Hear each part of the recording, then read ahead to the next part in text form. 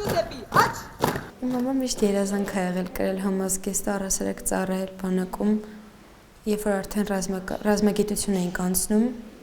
դրանից հետո որոշել եմ, որ արդեն իմն է, ես պետք է գամ։ Եկ, դարձ։ Մանկուց սիրել եմ այս մասնագիտությունը համազգեստը ու կարծում եմ, որ մեծ պատիվ է այս համազգեստ գրելը։ Ուզում էի մտնել բանակ, դառնալ սպա, որոշեցի առաջին քայլերը սկսեմ ժամկետային զինվոր դառնալուց։ Մարիամը պրոֆեսիոնալ մարզիկ է, Սյուզաննան ծրագրավորող, Մարուշն էլ դպրոցն ավարտելուց անմիջապես հետո եկել է Զորամաս։ Երեքն էլ արդեն մոտ 3 ամիս զինվոր են։ Ընտանիքում իրենց որոշումը միանշանակ չեն ընդունել, պատմում են աղջիկները, սակայն այն վերջնական էր, պետք է ծառայեն։ Մարուշը ասում է, նաև ֆիլմերից է ոգեշնչվել։ Զորակոչվելուց հետո հասկացել է, իրական ծառայությունը ֆիլմ չէ, սկիզբը դժվար է։ Առավոտյան շուտ վեր կենալը 6:30 ու առասարակ առավոտյան վազքը 25 րոպե ցերեկային վազքը դժվար են եղել, բայց այդ ամենը կոփել են ինձ։ Ես հաղթահարում եմ, գնալով ավելի առաջ եմ գնում։ Ավելի շատ հոգեբանորեն, քան ֆիզիկապես, մի փոքր դժվար էր, արդեն ինձ որպես սովորական քաղաքացիական կյանքում չեմ ուզում պատկերացնել։ Դժվար չի, եթե մեծ ցանկություն ունես, եթե ամբողջությամբ նվիրվում, դժվար չի։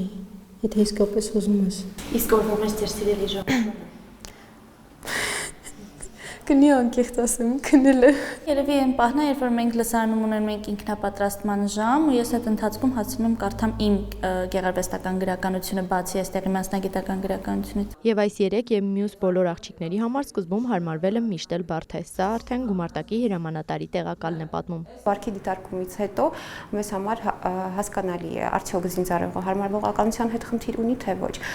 Եթե այո, ունի հարմարվողականության հետ խնդիր, մենք տանում ենք համապատասխան աշխատանքներ, եւ եթե հարկ է լինում, ներգրավում է բնականաբար արդեն մասնագետները։ Կին ժամկետային զինծառայողները ոչ թե 1 տարի 6 ամիս, այլ 6 ամիս են ծառայում։ Ծառայության ավարտին էլ ստանում 1 միլիոն դրամ պատվովճար։ Կանանց գումարտակի համար նախատեսված այս Զորամասը ամիսներ առաջ է բացվել։ Զրոյից են կառուցել։ Մասնաշենքը ամբողջովին նախատեսված է եւ հարմարեցված է կանանց ծառայությունը լիարժեք ամբողջական իրականացնելու համար։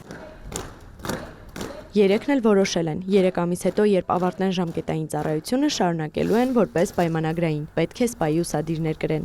Էմմա Վարդանյան, Արտակ Գևորգյան, լուրեր։